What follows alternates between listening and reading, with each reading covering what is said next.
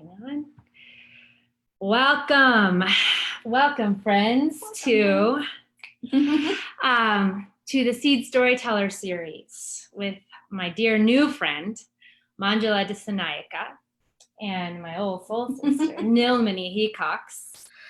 And we're so glad that you guys are with us, whether live or on the replay. Manjula, where are you coming to us from? In Maryland, Gaithersburg, Maryland. Yep, and Nilmini are here on a very snowy, lovely day in Denver, Colorado. So wherever you guys are coming to us from, we're so glad you are here. In just a few minutes, we're going to dive into Manjula's story.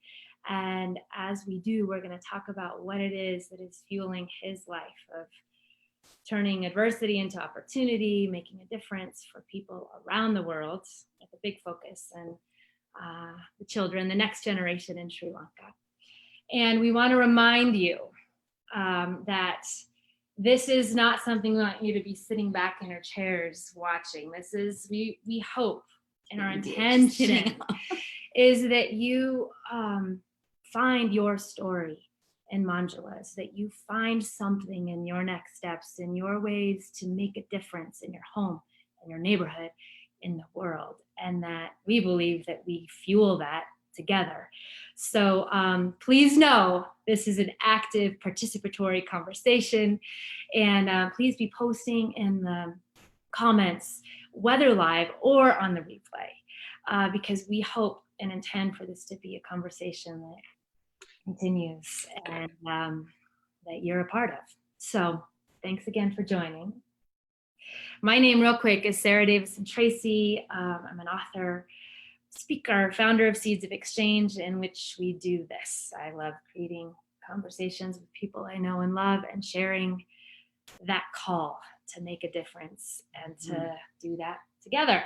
So before we dive into Manjula's, our conversation with Manjula, we want to do what we do all the time, which is start it with a place of pause or a pop, which is just a moment to take a breath.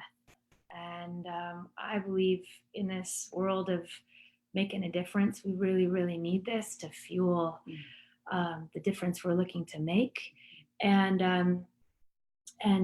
especially when life is hard and when there's tragedy in the world. And we're going to touch on some really challenging moments in Manjula's life and in the community of Sri Lanka. And that's why we want to root it in some love and hope and peace before we dive in. So I'm going to read a little excerpt from my book, Soulfully Ablaze. And if you're not driving, if you're at a place where you can close your eyes and just take a whole series of deep inhales and exhales, please do. So we hope that your eyes see ripples of beauty and possibility around you, here and now.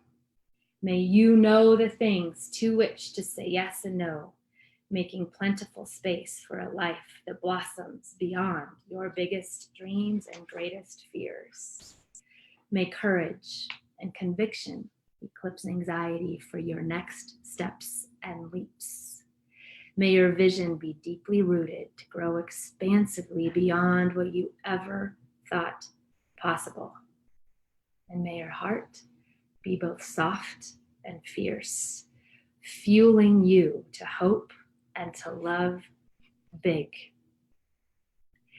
So just take a moment to be still. Take a breath. Just be. Take a moment to not do, to not think, to not plan, but just breathe and relax.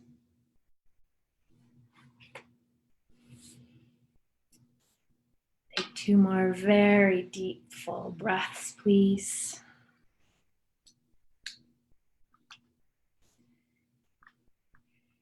And come on back. And if you're just joining us, welcome to the Seeds Storyteller Series with my brand new brother, Manjula, my soul sister of 12-ish years. 14. Our girls are 14. Nilmini. And if you're just joining, we welcome you, and we believe there are no accidents, and you're here with a reason, and we cannot wait to see what that is for you.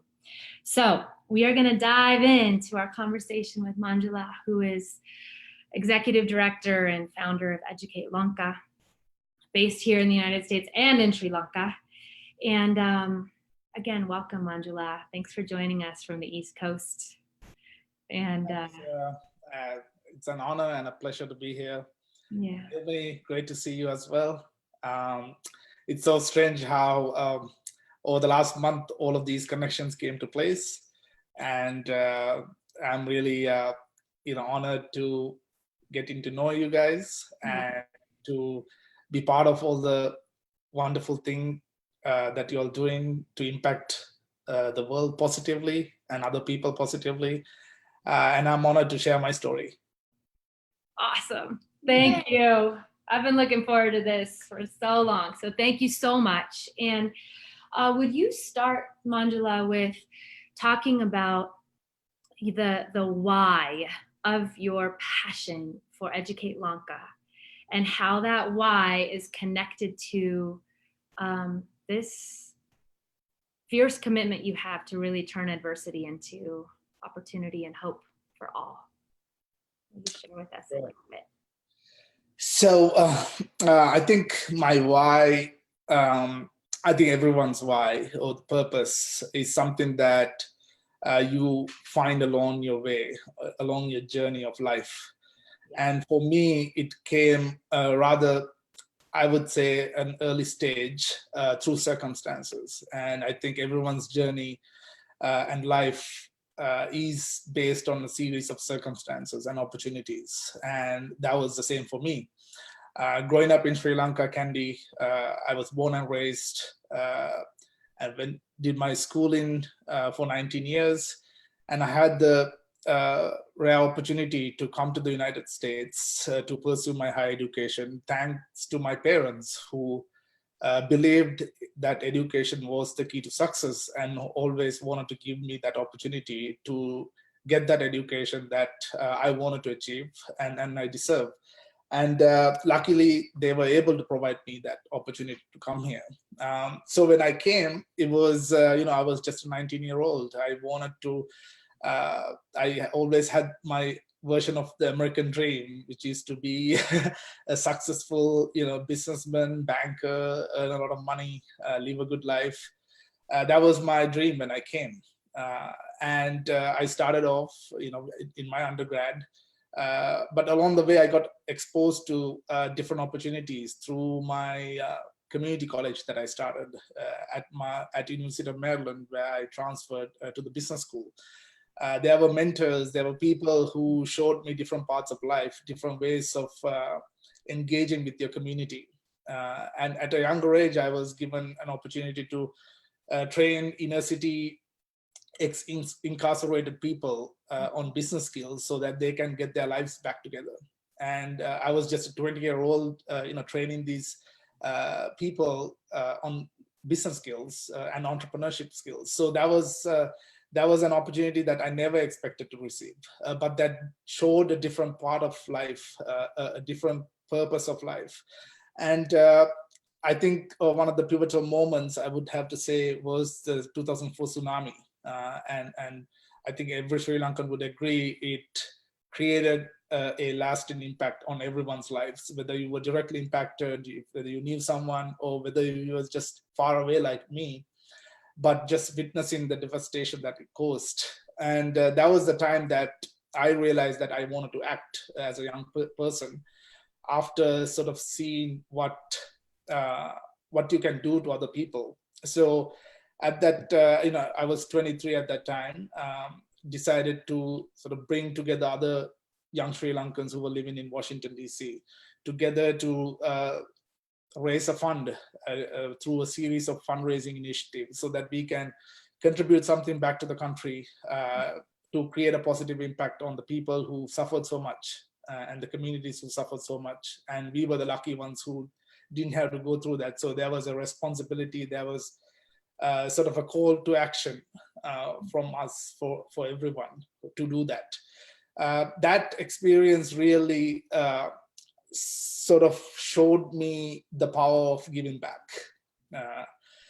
Previously, I've always had joint volunteer efforts, etc., but this was something that I initiated together with other people, a collective effort as young people, and seeing how much power Sri Lankans living outside of Sri Lanka had to give back and create a positive impact in the lives of those people, showed me that there's a strong potential for this to continue post tsunami and continue afterwards, so that a lot of the people who weren't as privileged as we were because of their circumstances could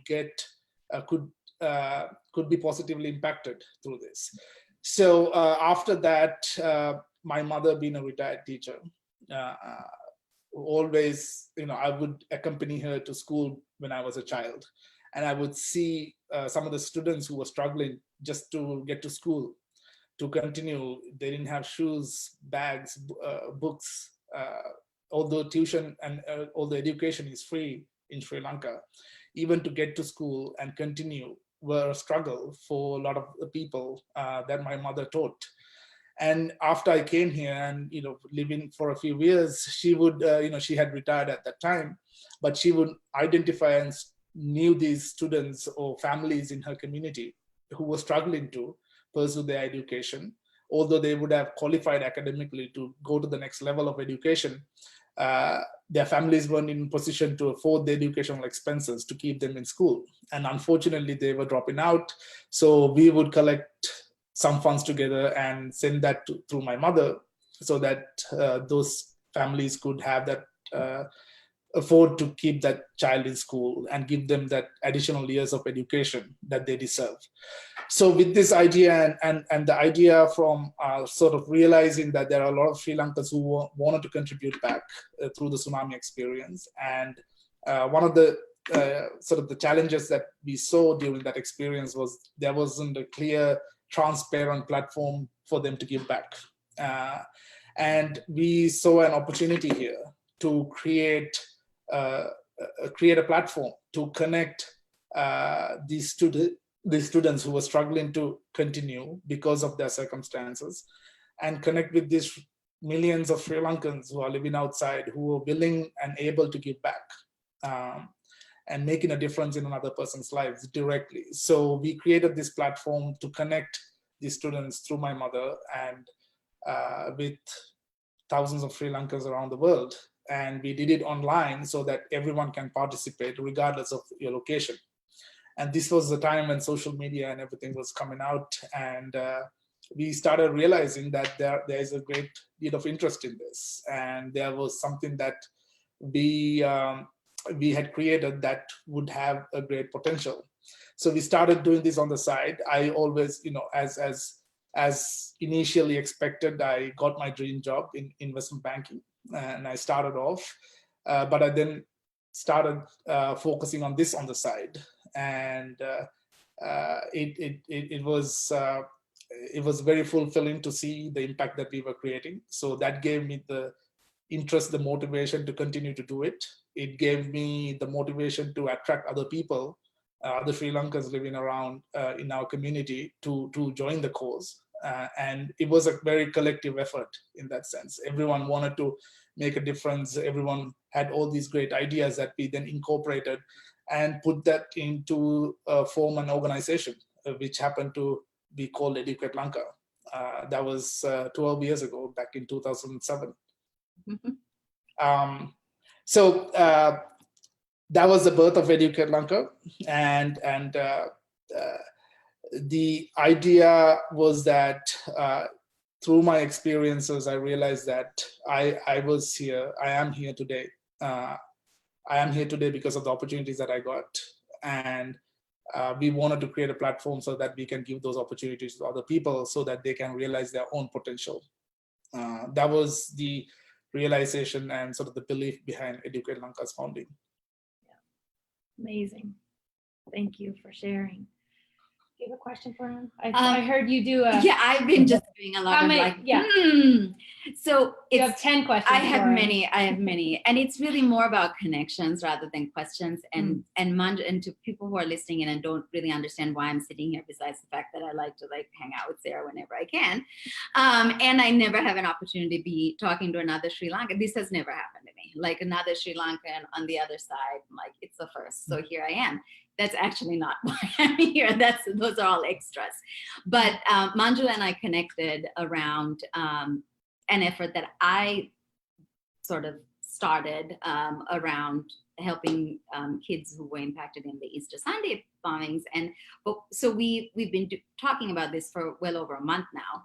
But what I didn't realize is how many other connections that we have until just now. So, I mean, we're both from the same hometown. I do know that he went to the same school that my father, who is 73 today, happy birthday, happy birthday, he went to, and they're very, very proud of being Trinitians. And it has a lot more than just the name. I think it's something you carry in your heart. And my cousin also is a classmate of Manjula's from that school. I didn't realize that the story we share about coming here, I was 18 and you were 19, and we came because our parents wanted us to have a better life. I don't know about yours, but mine were reluctant to send me, but they knew that that was what needed to happen.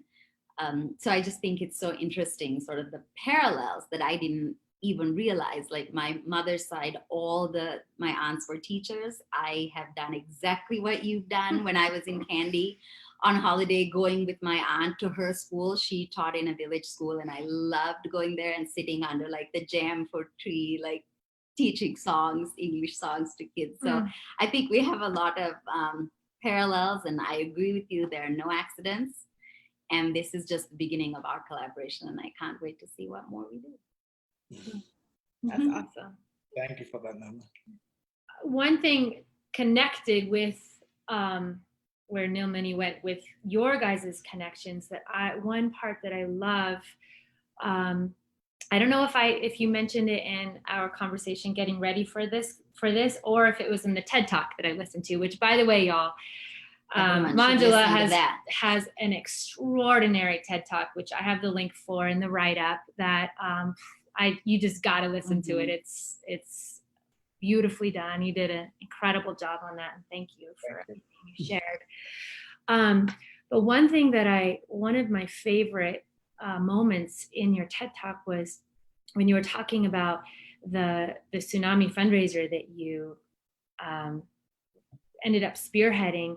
Was this moment with your roommate, who really seems to me was a catalyst for you in rising and becoming, kind of as you said, it was taking the next step towards being the leader and the galvanizing folks to join and really fuel this next generation. Will you tell folks that haven't yet heard your TED Talk, but you must, people, about this kind of cool community moment with your roommate, and how he was so significant in kind of taking you into this next level? Yeah, no, as I said, it's a journey. That everyone's life is based on a journey, and there are people who come to your life for various reasons, and they ended up making significant impact on your journey. And so my roommate Rashan, who lives 20 minutes from me, was one of them. That was one of the first Sri Lankans I met, and we were in same shoes. He's from Colombo, I'm from Kandy, so we've never met in Sri Lanka. We somehow connected, and we started off living in the same basement as college kids. And when tsunami happened, it was a collective idea of both of us to go out there and create this series of fundraisers, which started off with a car wash in December. So in the middle of the winter, which we ended up raising nearly $4,000. And we realized, hold on a second, why stop here? Let's continue this and raise a fund from there. And the uniqueness of our friendship was that he really sort of brought the best out of me in that situation, and sort of led me to take the leadership and to bring other young people around our community together. So it was a great partnership that sort of got us started and made me realize that I have a drive and a motivation to do something like this, which kind of turned into when we created the idea for Educate Lanka. He was the co-founder and we were the co-founders, and then we had others who galvanized around us, who also became co-founders of the organization, who contributed in different ways. There was Hasika, who created the web platform at that time, a peer-to-peer crowdfunding platform that didn't exist at that time in any other place, because that was the time when the social media and the internet was coming out, and that was something really unique at that time that we created. So it was a contribution of a lot of people based on a common cause and a common mission to contribute back and create opportunities for others. So I consider my friend Roshan one of those people who came to my life and made a huge difference in my journey. Mm-hmm. And I'm telling you, it's like, I mean, Nilmini, I know, she's like nodding. And I mean, our whole 14 years of friendship has been around this. Yeah. And in my work of talking with people all around the world about, what are the tangible things that end up fueling a life of making a difference and serving people and finding like that connection with our unique gifts, like that are individual. There's always this collective element of it that, and I just love, it gives me goosebumps, even though it's now the third time I've heard the story of how there's just this reality that it was this other human being that was like, the spark that helped ignite, what's destined for you. 100%. Right. This is your destiny. I see you. I'm like, oh, of course that's what he's doing. That's what he's doing. But it's so cool that it was connected with, of course, not just your dear friend, but you've talked about your mother and, community is just always about a larger collective. Do you have any burning questions? I guess I would love to hear, Manjula, about how the organic growth of Educate Lanka and how you connected back to like boots on the ground in Sri Lanka, because for the 25 years I've lived in America, I've always wanted to make connections that you have now enabled me to make, and I'm eternally grateful to you for that. But about making a difference and impacting kids on the ground there, but knowing that it's going to the right place and knowing that there's the right transparency and accountability and things that are almost very Western concepts, right? But those are the concepts that I think create the ability to raise more money and sustained support versus the way philanthropy or charity rather happens in Sri Lanka, which is like, bam, like suddenly something. And tsunami is a great example of that, because a whole lot of money is raised like suddenly, and then some of it goes to where they want, some of it doesn't, and then you just kind of move on. And I think what's beautiful about Educate Lanka is how you guys have these sustained scholarships and how you vet the kids getting them and how you just like keep that connection. So can you maybe speak to that? Because I think that's very unique. I don't know what other organization that's in Sri Lanka that's tied to America is even doing that. No, I would. I'm happy to speak about that, because I think that's one of the most important things of Educate Lanka and something that we always wanted to achieve when we first started it, because it was an idea that stuff stemmed out of the need for a transparent, direct way of giving back, and that didn't exist at that time. So when we created it, it was one of those foundational layers that we wanted to always make sure that the organization would carry all throughout. So, but it wasn't something that we had the answer at that time, but we knew this is what we wanted to achieve, and we we were desperate enough to make sure that we achieved that. So it was, again, it needed the community buying, the knowledge from the community itself. And that came from people like my mother, who were based there, who were able to provide us sort of the guidance and their insights and experience, saying that this is how the vetting should be done. And these are some of the criteria and qualifications that you need to look in when identifying these students. And because we grew up in Sri Lanka, we kind of had an idea how to do the selection, the screening, etc. But coming from people like my mother, who spent their entire life in education with working with these students and families, that level of wisdom and insights were critical in creating our application process, the screening process, putting together the criteria. After my mother, we said, okay, there's a strong demand from this end. A lot of Sri Lankans who wanted to contribute. So I said, my mother, we need more students. So either you can find additional students from other communities, or connect us to your friends who are in similar positions, who are retired perhaps, or currently even teaching, who might be interested in becoming these liaison officers for us on the ground, so that they could refer students from their own communities, and they could also bring us their knowledge and experiences and advice into the work that we're doing. So that's how we sort of started growing on the ground. We started off with my mother and then a few of her friends. And then when the word started spreading, we put together sort of what we are looking for from these liaison officers. And they became these sort of community leaders who always wanted to contribute back and be engaged in their own communities. But sometimes they were retired, so they didn't have a way of doing that anymore. But we then tapped into that sort of population and started attracting these highly motivated, highly responsible, credible leaders of communities who would then be able to identify students from all parts of country. And that's how we expanded ourselves to all 9 provinces within a few years. And to be able to really go deeper into the communities, identify the most needed and deserving students, because resources are limited.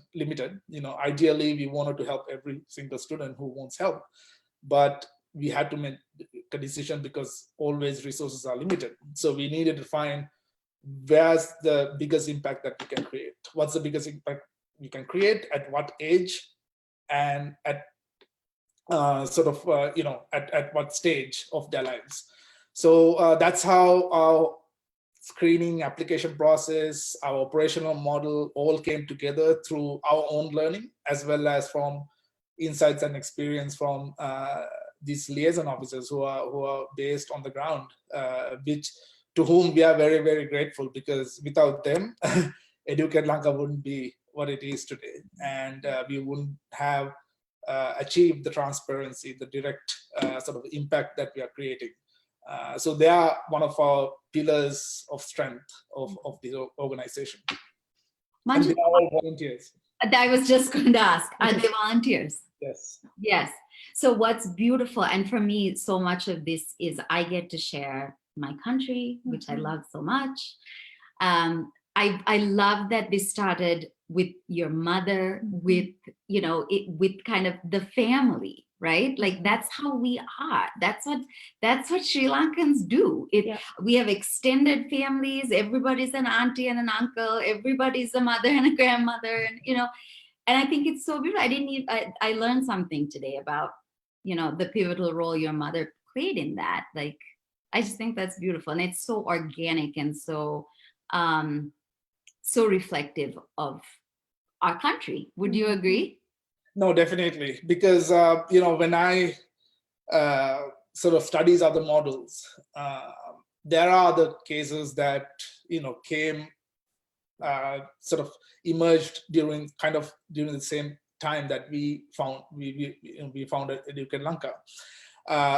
And they were focusing on entrepreneurship, they could be focusing on healthcare, etc. But when it comes to education and when it comes to Sri Lanka, you have to make sure that you have a model and have a framework that works for that context, for that country, for that culture, for the need that, education, there are educational needs and challenges all throughout the world.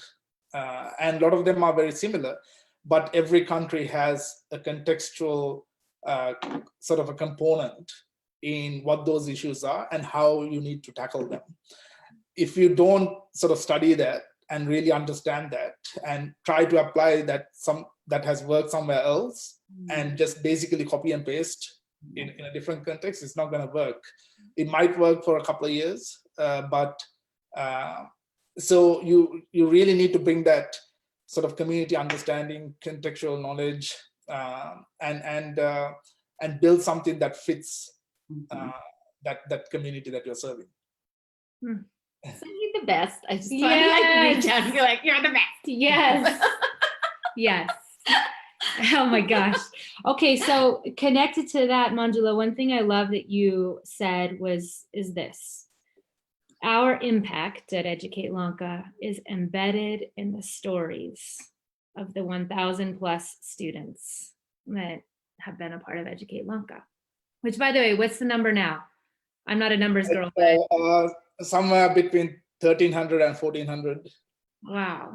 Okay, so that's impacted. Lot. Yeah, the stories of between 1,300 and 1,400 students. So would you share with Nilmini and I and those listening one or two stories that just come to mind that we can give a little taste of how Educate Lanka has impacted one or two kiddos in Sri Lanka? Yeah, it's I always go kind of because I don't know which one to choose. Right. So we could do hours. We could do a couple days long of live to get to all the stories. Series, that's good. No, we started sort of capturing some of those stories in sort of written format just to bring out some of them, and we have some of them in video format, etc. But every single story is a unique story, and every single story is special in its own right, and so but I'll try to sort of pick a couple that might represent diverse. And then for us, impact is not just seeing someone through education or schooling or even getting a job, which is great, which is sort of what we initially wanted to achieve. But over time, we realized that education is not just getting a degree or academic qualifications. It's a lifelong journey, and you need to provide them with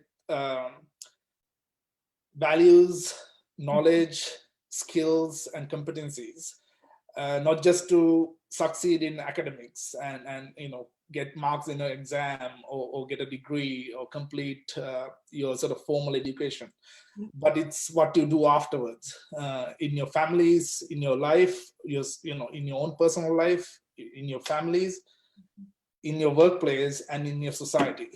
And if you are not creating young people who are qualified and who are competent to create positive impact in all these places, on all these areas, that's not education for us.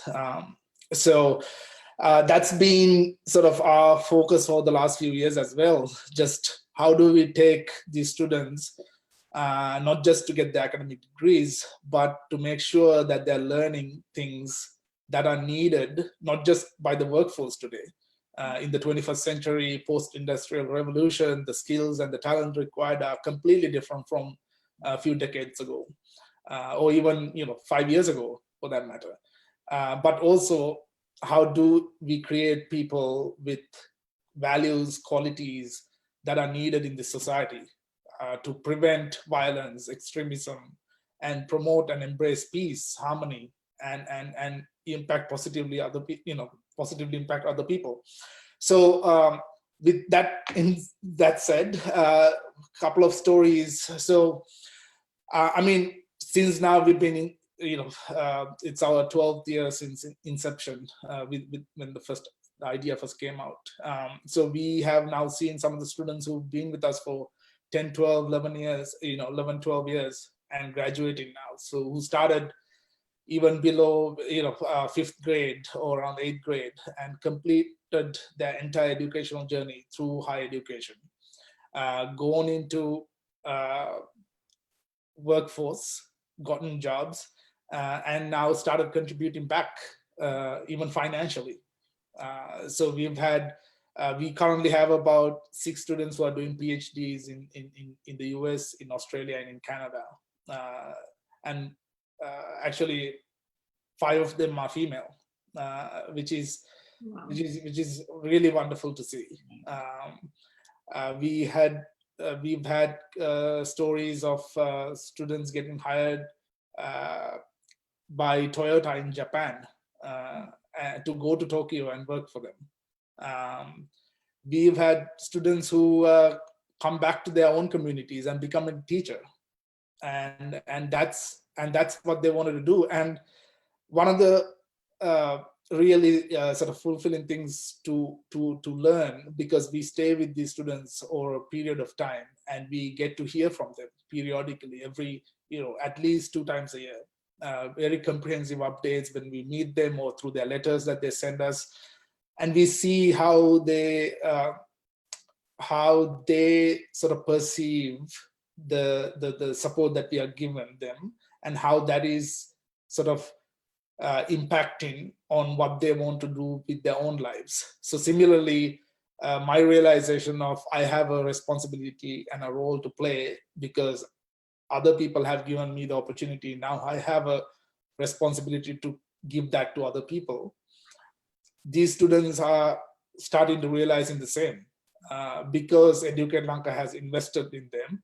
They all have a sense of responsibility, which is coming from them. It's not that we make them do that they have to play a role when they graduate or when they, while they are students as well. So we see a lot of students who be volunteering in their own communities.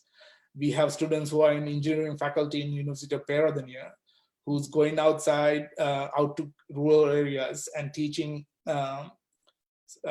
kids who don't have math and science teachers on maths and science as a volunteer effort.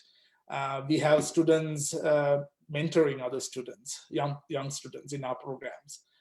We have students now came to us and say, we want to contribute a percentage of my salary into Educate Lanka so that it could go to another student scholarship. We've had a couple of students who wanted to come back and start working for us, and we ended up hiring them on a part-time basis so that they, because they felt so compelled with the mission, they wanted to contribute to the organization, and it sort of what other better way for us to sort of realize the impact than getting them to join our own cause. So those are some of the stories that that we continue to see on an ongoing basis, on a rolling basis. Every year we see all the students sort of completing their education, and now we are putting together an alumni database and trying to bring all these graduates.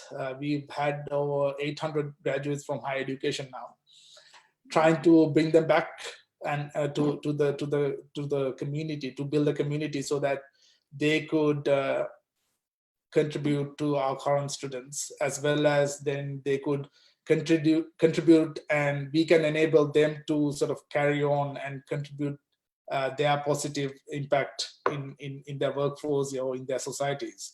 And that's how we build a community around Educate Lanka, Lanka's mission, because end of the day, all these students and their families are going to be the impact that we are creating. And we want to make sure that we give them the tools and the support so that they can go in there, go out there and empower other people. Amazing.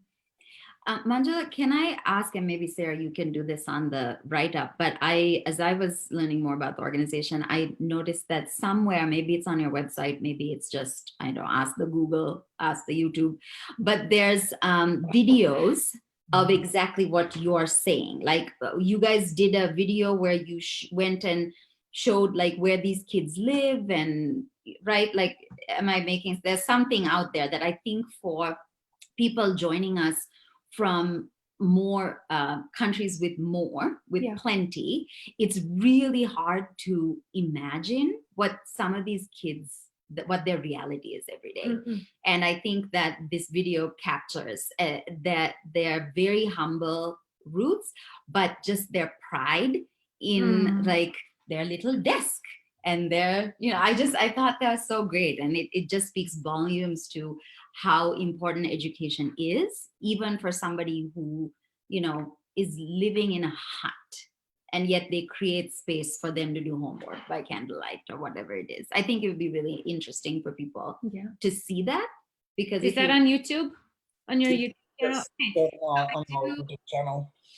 On YouTube. Okay. So I do have in the write-up a link to Educate Lanka's YouTube channel, and I'll go ahead and post a couple of the videos Nilmini is talking about, and put some links in there, so you can you don't even have to hunt. I'll put it in the comment section in the write-up too. So actually, that was where I was going to go. I know we need to wrap up here in a couple minutes. We have about 10 minutes left, y'all, so please stick with us.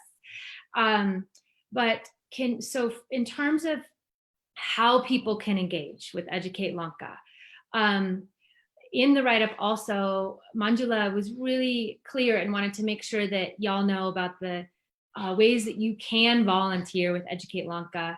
And there's a couple of lists, a couple of items in our kind of 5 inspired actions that you can take that don't have anything to do with money. So please check that out. But there are 2 things that we would love to invite y'all to consider to do. And one is you have a way for folks to be able to donate, to be able to directly impact kids going to school. Can you talk to people about how that works? And I do have a link to Educate Lanka in the write-up. You can click and donate there, but can you kind of pull back the curtain and talk about what that money does? And then the last piece is we have 4 days left, and Nilmini and I and Manjula are collaborating to do a very specific targeted, our goal is $2,000 to raise by the end of this month in October. That has a $2,000 match, so that'll get us up to $4,000, and we're about $900 away from our goal. So if you guys have links, please donate.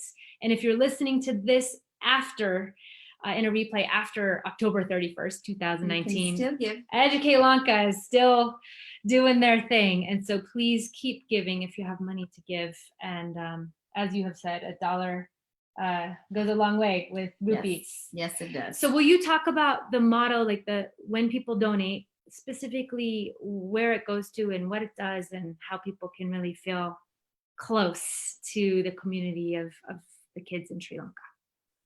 Yeah. The micro scholarship model works where our platform allows anyone from around the world to select a student. These are very high potential students who needed that extra support for them to complete their formal education in Sri Lanka up to higher education, undergraduate level or equivalent in Sri Lanka. So when you go to our website, you can find these profiles and stories of these students with their pictures, with their application, with their commitment to give back, their recommendation letters, their transcripts, etc., and their stories, where they're coming from, what's their mission in life, what are their aspirations, and you could select one of the students and directly invest in their education through in form of a micro scholarship.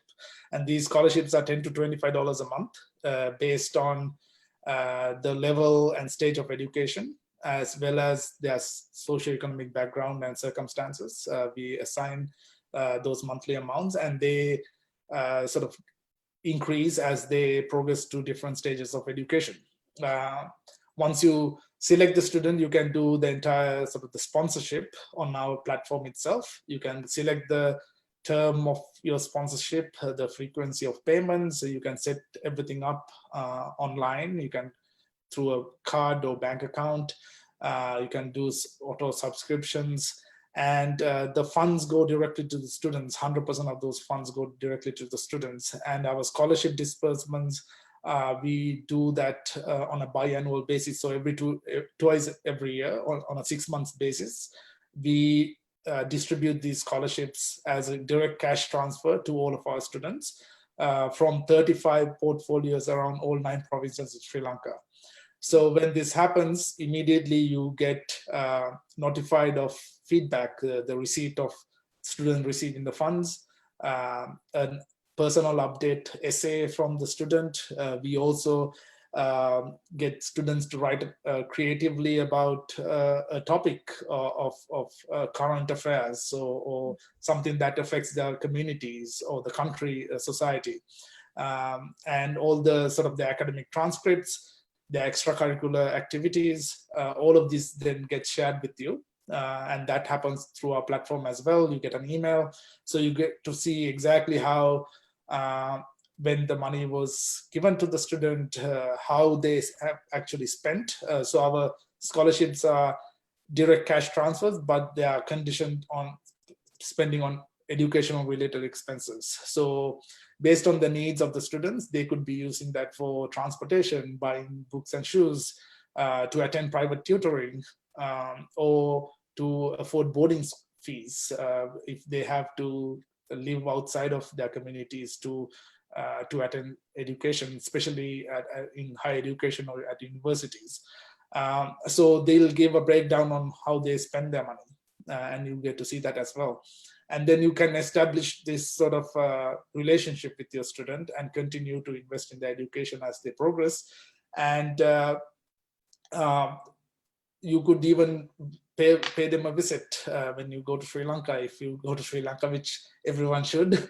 And we'll facilitate those communications. If you want to write to the student, if you want to get in touch with them, we can facilitate all of that. And normally that happens through our staff and then through our volunteer liaisons who are based in those communities, who oversee all of our students on our platform. Wow. I'm having many thoughts, many ideas, and we have to end. Yes. But I guess I'm going to plant a seed for us, for the 3 of us, and for whoever is listening. Since 2014, I've taken retreats, groups of women and sometimes mothers and daughters even, to Sri Lanka to explore, to go on a journey of their own, with lots of different, we've had community service, we've had yoga and meditation, we've had lots of different themes. But I think one very real possibility that's kind of coming up for me right now is the next retreat maybe possibly being something that connects those of us that I know have given, especially around the fundraiser that I did on the 2nd of October, that have a vested interest now in the kids that you are serving, Manjula, through Educate Lanka. And maybe there's a way to kind of actually take people to the source, and awesome, for them to meet these kids and see the difference that they're making. And I know, and maybe I know we don't have time to talk about this, but there was a contingent of students that from Educate Lanka that came to the US, am I right?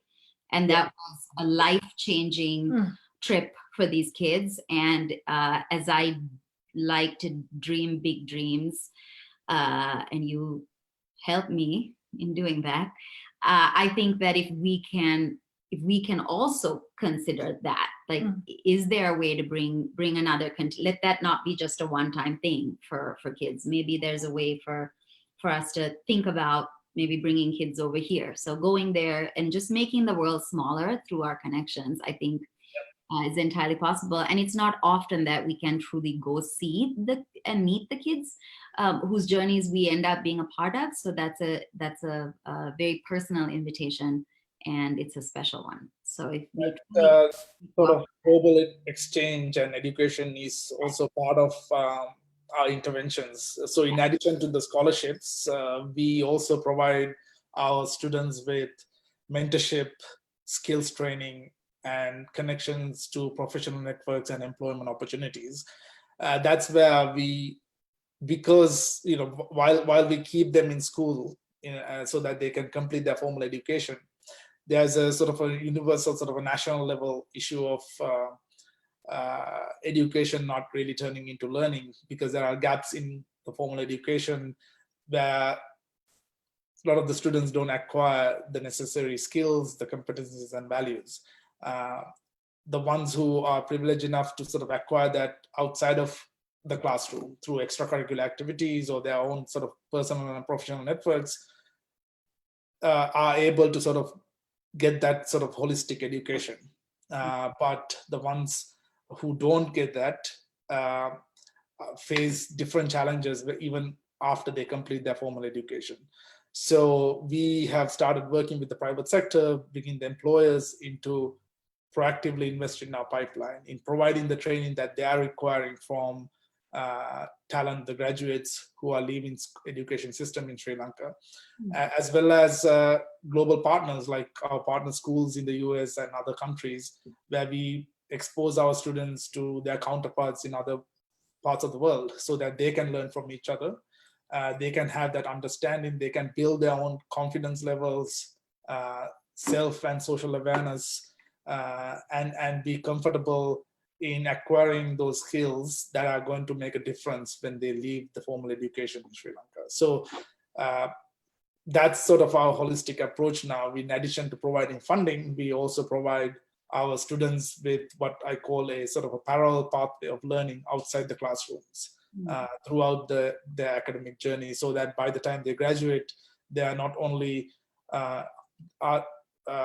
equipped with the academic knowledge and the sort of the degrees and certificates, but they also carry the skills and the competencies needed for work and for the society. Amazing.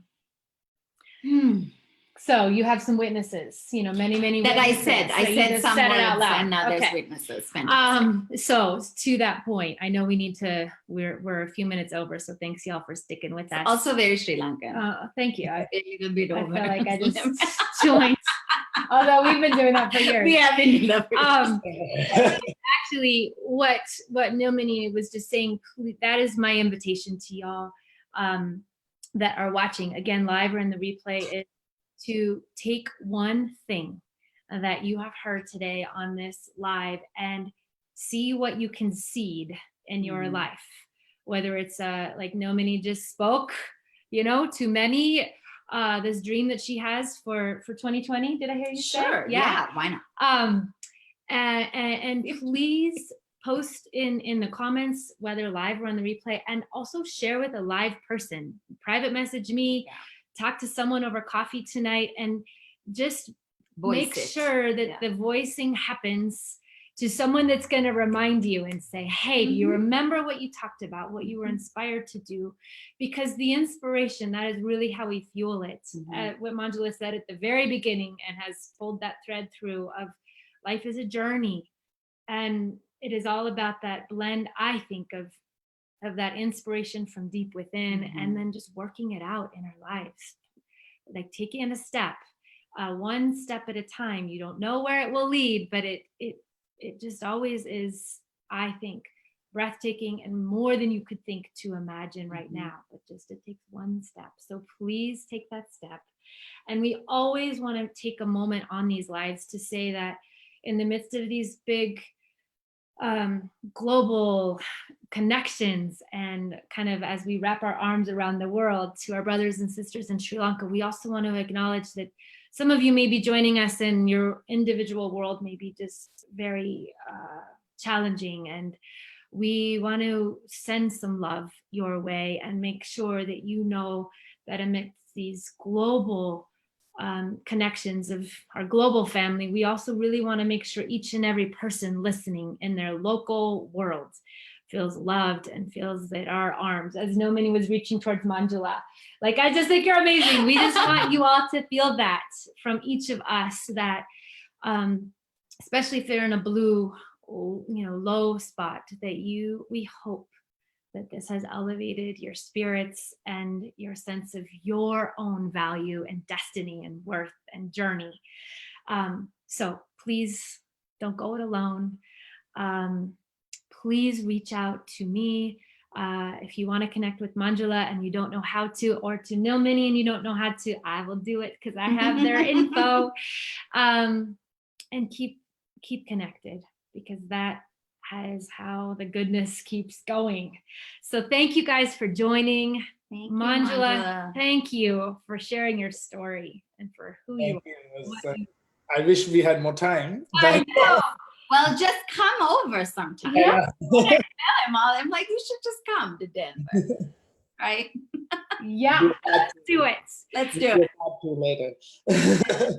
All right, and blessings on the rest of your day. And we just thank you for this beautiful vision and work of Educate Lanka. And I'm glad to be a part. We'll be in it for a while together. Yeah. Thank you, Manjula. Yeah, thank you, Nilmini. Blessings. Bye.